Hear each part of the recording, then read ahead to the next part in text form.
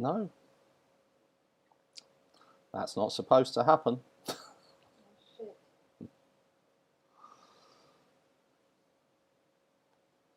Ah, it's fine. I finally managed to get the slideshow up, guys.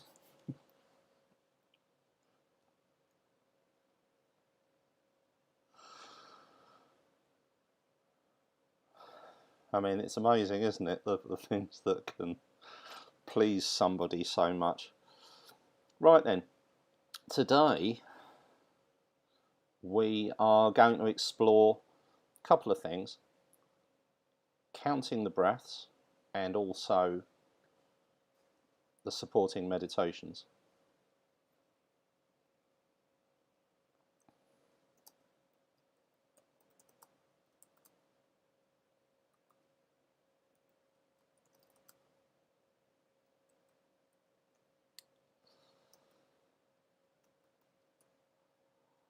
So for those of you that don't know me, mindfulness is I instruct students that the best possible way that they can build a meditation practice is by focusing on a set I call the supporting practices. So the ones that I have focused on in the past on the live stream, things like following the breath, and also on the course, meditations like the 4-6 breaths and the 4-10s meditation.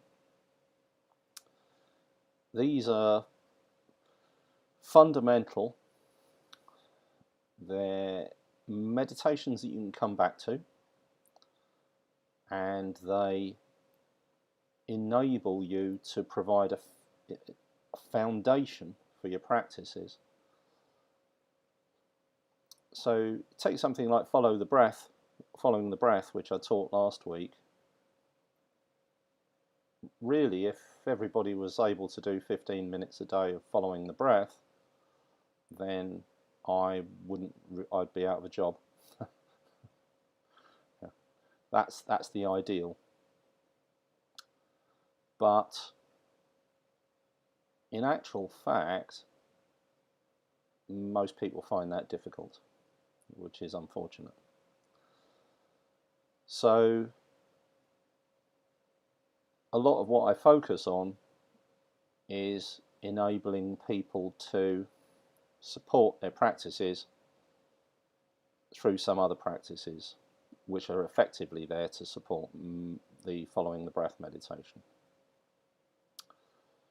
Okay, so what this leads me to is a thing that I call the diamond of mindfulness meditation.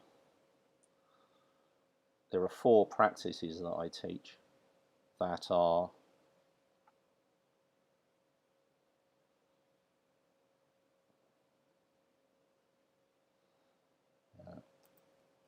thanks, Kel.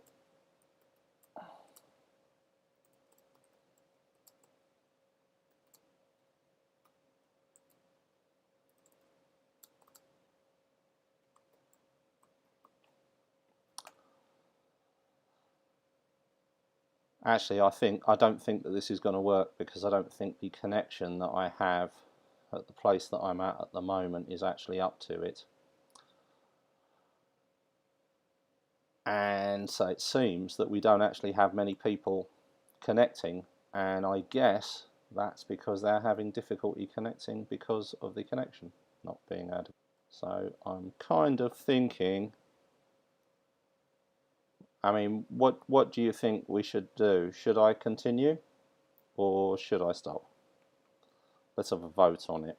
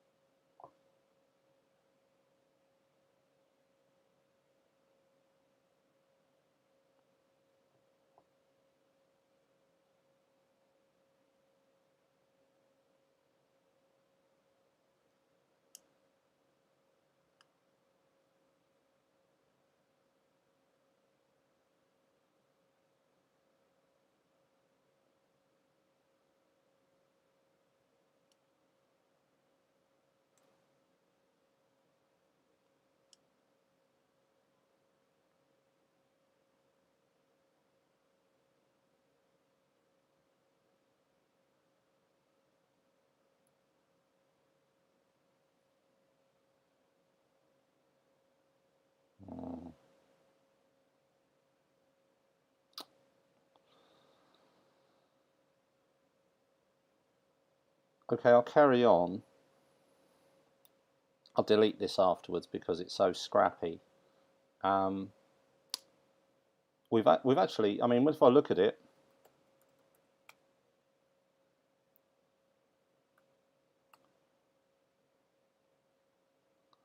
we have actually got a reasonably good connection here. 10 or 20 milliseconds. So this is a very, shall we say, sensitive and unstable system that probably needs a lot of troubleshooting. So anyway, I'm going to carry on because I'm that kind of person. Yeah, so supporting meditations and the counting the breaths.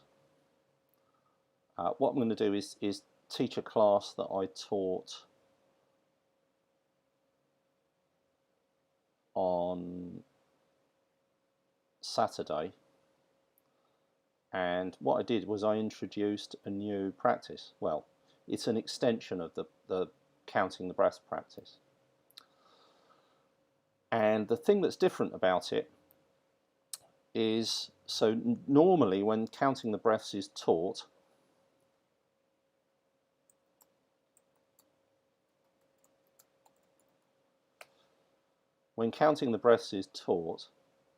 it's taught as a process of counting the out breaths.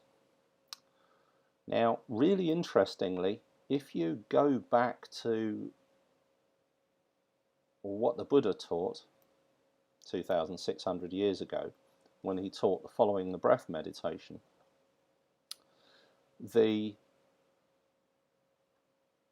inner voice of the monks that he was teaching were actually quite busy, because in the chapter that was written about that teaching, it says that he taught the monks to,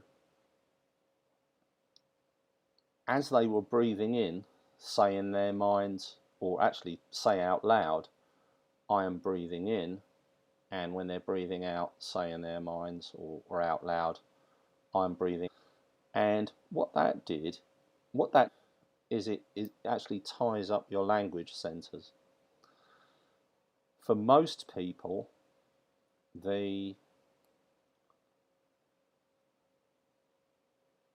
language center that they use when they are using their inner dialogue is the same as the language center that's used by their thoughts. So the value of a mantra meditation is that the mantra meditation is a meditation where you're saying words when you meditate. So perfect example of this is the famous Buddhist meditation, Om Mani Padme Om. It's a chant. Actually means the jewel is in the lotus. I won't go into all of the reason for that. But what it does is it uses up your busy mind. And so that used up language center in the busy mind, that your thoughts have a hard time intervening in your awareness of your experience. So in a way, you're kind of drowning them out. Now, this seems to have got lost because for some reason the meditation teachers tend to teach the counting the breaths meditation. You breathe in, you breathe out, and you count 1 on the first out breath, and then you breathe in, you breathe out, you count 2 on the second out breath, and so on and so forth. And there are silences in between these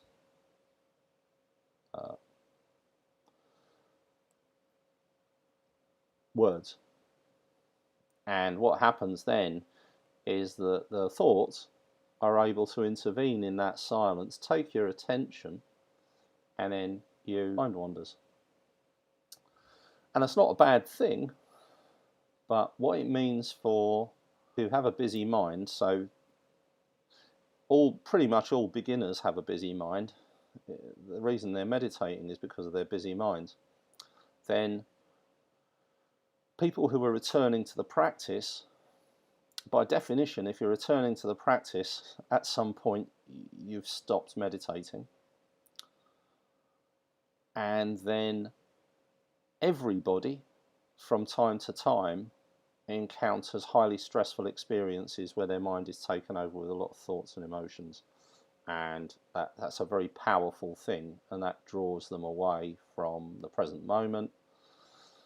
It reduces their ability to be calm.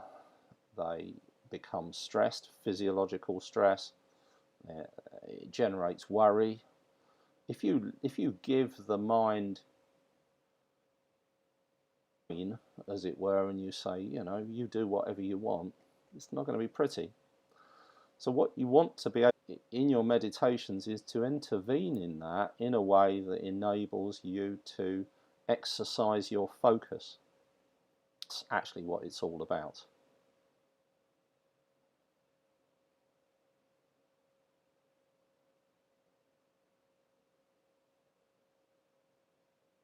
So,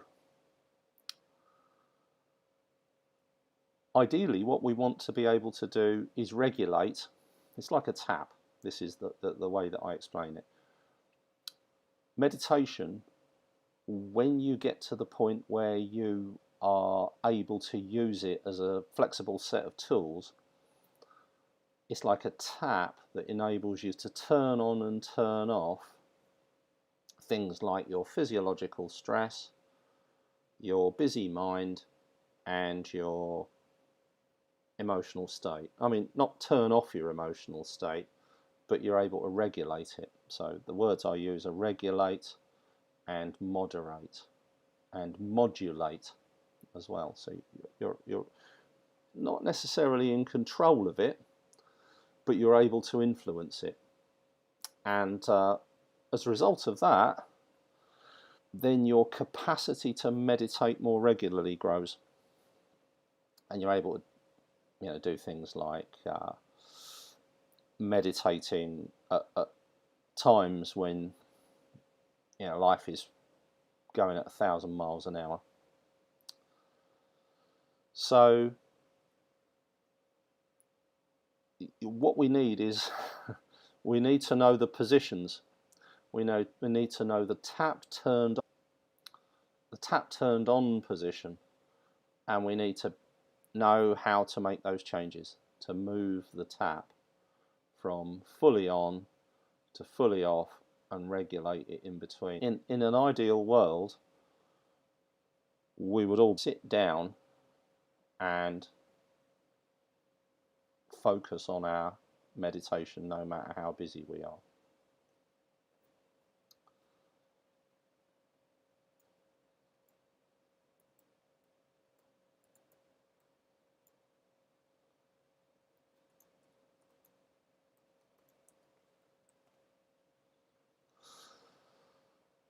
So, the best approach is for you to learn how to use this, and I think the various different ways that you can use counting the breaths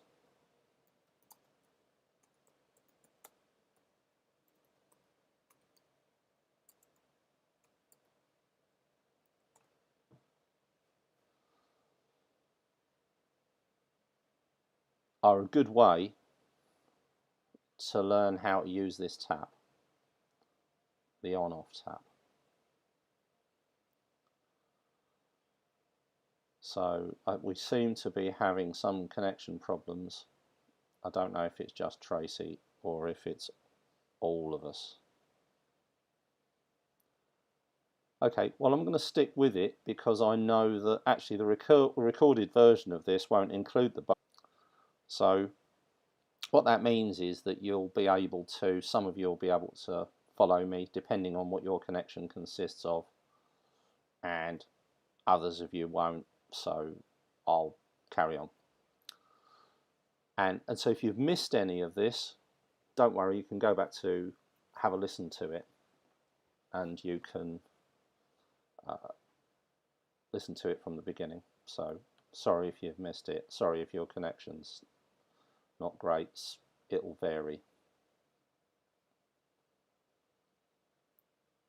Okay, so let's try these 3 versions of the same meditation. Remember, what the purpose is to enable you to regulate and moderate and modulate the level of thoughts. Now, this counting the breath meditation doesn't work for everybody. Don't worry if it doesn't work for you. If this doesn't work for you, then the other meditation that I teach is labeling the thoughts, and it's very interesting that there's a strange situation in that some people, and it seems to be separate groups. Some people like the counting the breath meditation, that calms their mind, and then for many of the people for whom counting the breaths doesn't work, labeling the thoughts does.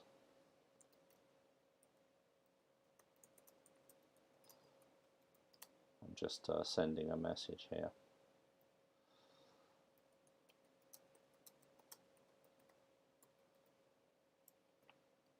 Right. So what I'm going to do is teach 3 versions of counting the breaths. Actually, and I will also add some various instructions to help you to make the most of it. Because what we'll do is we'll start off with the version that I teach most regularly, which is the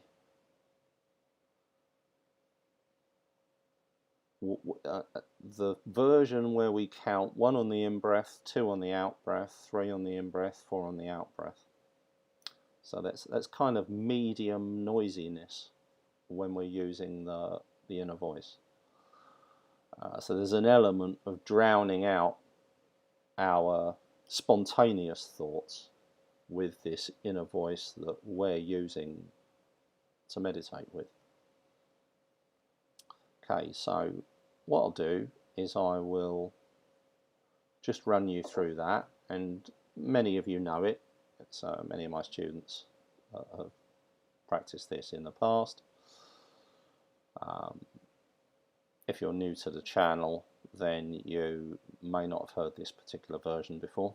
I'll finish and end the meditation with a bell, my special shortened lace for the bells. The reason that we use the bells, among other things, is to focus our attention on the present moment, because what it does is it enables us to be aware of the sound of the bell moving through time.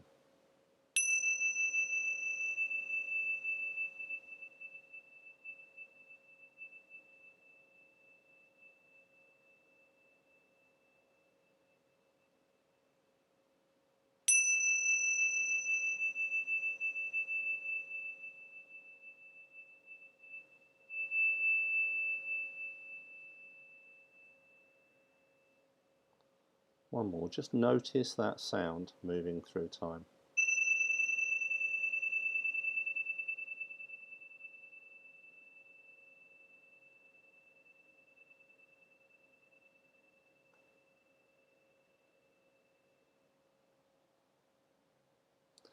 It's very useful that when you begin to meditate on counting the breaths, you actually start with focus on the breath itself without starting the counting. So all you do is you allow yourself to become aware of the breath. And so you're better off closing your eyes. Alternatively, you can just look down past the tip of your nose with your eyes half shut, just so you don't get distracted by anything that's going on around you, the chat, me, anything that's happening.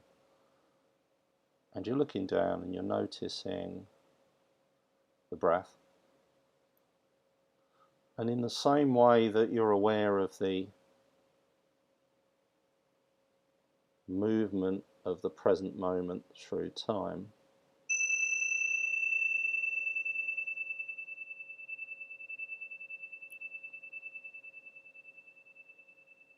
with the bells, you can also be aware of the movement of the breath through time. A good place to begin in breath awareness is to begin by noticing the movement of the belly,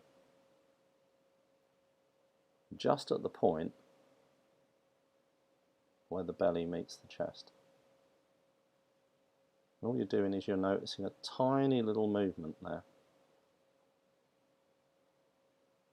Noticing the belly rising and noticing the belly falling. And your job is to notice time moving,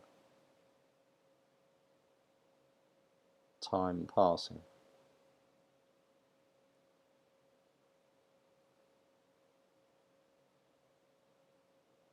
And then if you wish, you can bring your attention to the breath in the nostrils. You're noticing the coolness of the breath. Very important in-breath. And then the warm out-breath.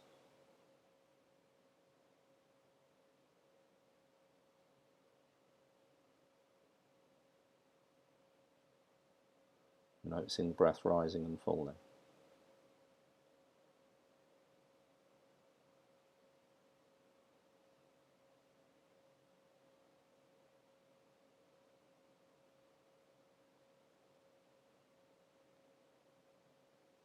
Breathing in, and you're breathing out.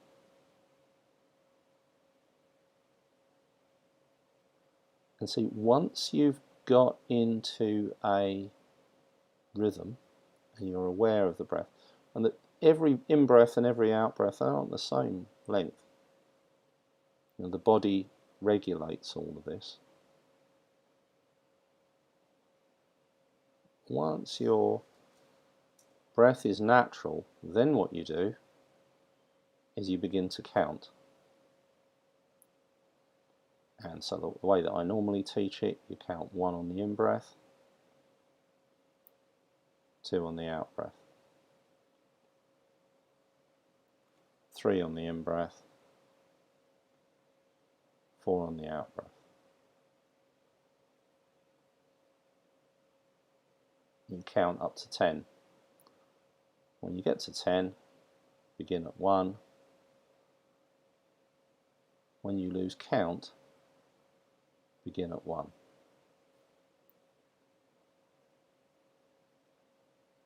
Breath, 2 on the out-breath, 3 on the in-breath, 4 on the out-breath, up to 10.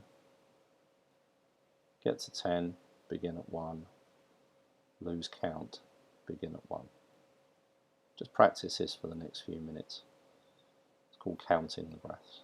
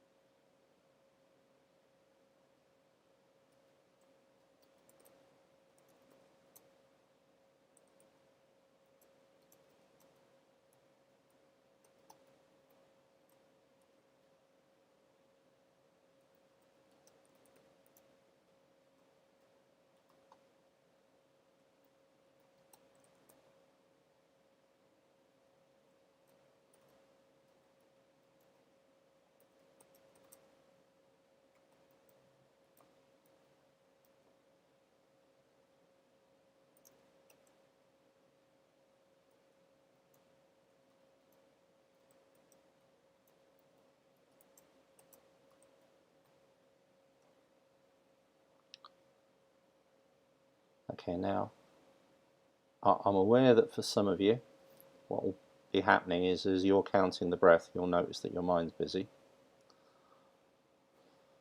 So what we're going to do is change that slightly. And what we do is when we're breathing in, we say in our mind 1 breathing. As we're breathing out, we say 2 breathing. Breathing in, we say 1 breathing. Breathing out, we say 2 breathing. Now, the secret to this is to synchronize the sound of the words in the mind with the breath. So, if the breath starts here, let's say that this is the duration of the breath. Now, the way that we would do it is 1 breathing, 2 breathing, 3 breathing, 4. And so what you're doing is you're extending the language, the words, to take up the entire breath. You do the same thing, you count up to 10, get to 10, begin at 1, lose count, begin at 1.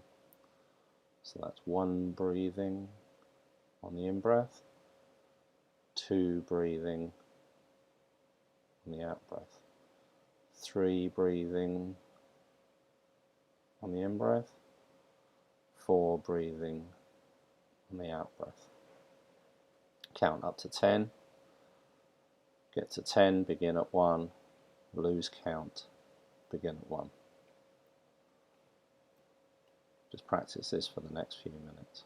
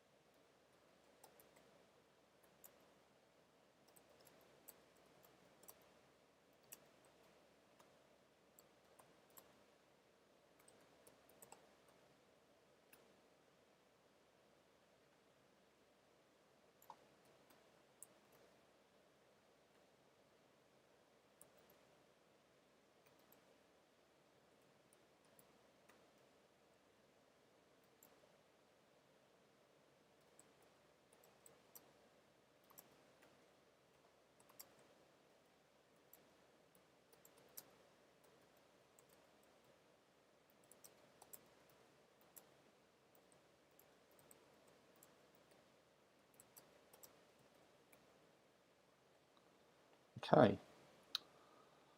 so now we'll move on to the least noisy version of this, which is the one that's normally taught, where what we're actually doing is just counting the out breath. So you're breathing in, you breathe out, you say 1. Breathing in, breathe out, say 2, in your mind, using the inner voice. Breathe in, breathe out, 3. You carry on up to 10. You get to 10, begin at 1 again, lose count, begin at 1. This is counting the breaths, just counting.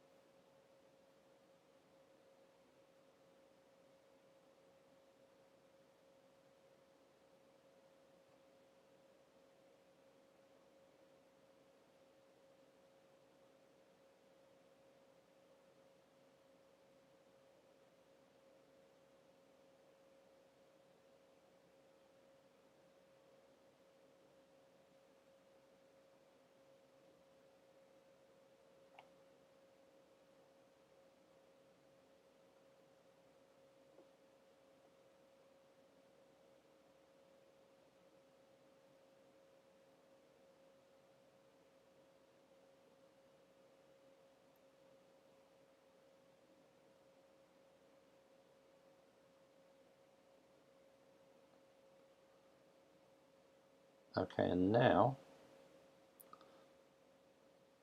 so you've got 4 choices, depending on how busy or calm your mind is and how comfortable you are with the choices. Choice number 1, for the busiest minds, go back to the noisiest version of this. 1 breathing, 2 breathing, 3 breathing, 4 breathing up to 10, back to 10, begin at 1. The less noisy version, which is 1 on the in-breath, 2 on the out-breath, 3 on the in-breath, 4 on the out-breath, up to 10. Get to 10, begin at 1, lose count, begin at 1. The quietest version of the counting the breaths meditation, which we just did, where you're just counting on the out-breath. So 1 on the first out-breath, 2 on the second out-breath, 3 on the third out-breath, 4 on the fourth out-breath, up to 10. Get to 10, begin at 1, lose count, begin at 1. If your mind's calm, then you can do following the breath. You're just noticing the breath rising and falling. If your mind wanders, you return your attention back to the breath. So now you've got these practices, you can choose the ones that work for you. And you can move between one and another. So if you try a quiet practice and the mind becomes busy, you move up the scale of voice, breath counting. If your mind becomes quiet, move down to following the breath.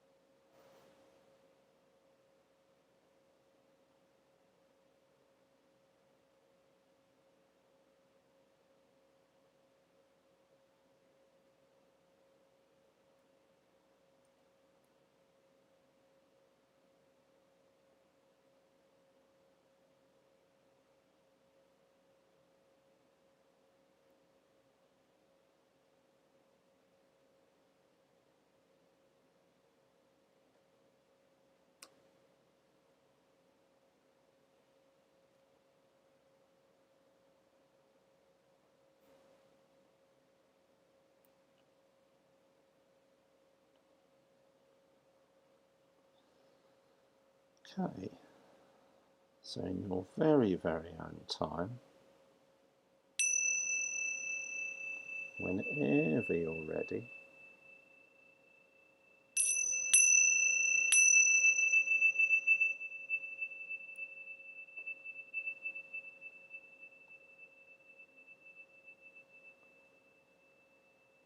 gently return your attention to your surroundings. Okay, so what that kind of gives you a bit of insight into how you can intervene in the busyness of the mind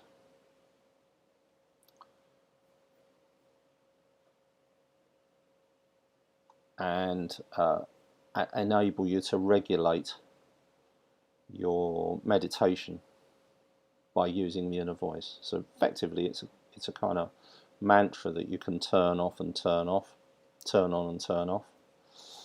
And what that will do is that will enable you to be able to meditate depending on what's going on in your life, how busy your mind is, how much stress there is, whatever emotion there is. And hopefully that will help you to build a little bit more of a robust practice. Okay. Right, so I know there's a lot of people came and went over the course of today's session because it was a little bit on the flaky side. A little bit disappointed with YouTube live stream, to be honest. So I think what we'll do is we'll have a crack at Facebook live stream, which seems to be a lot more stable, and I will test that out over the course of the week.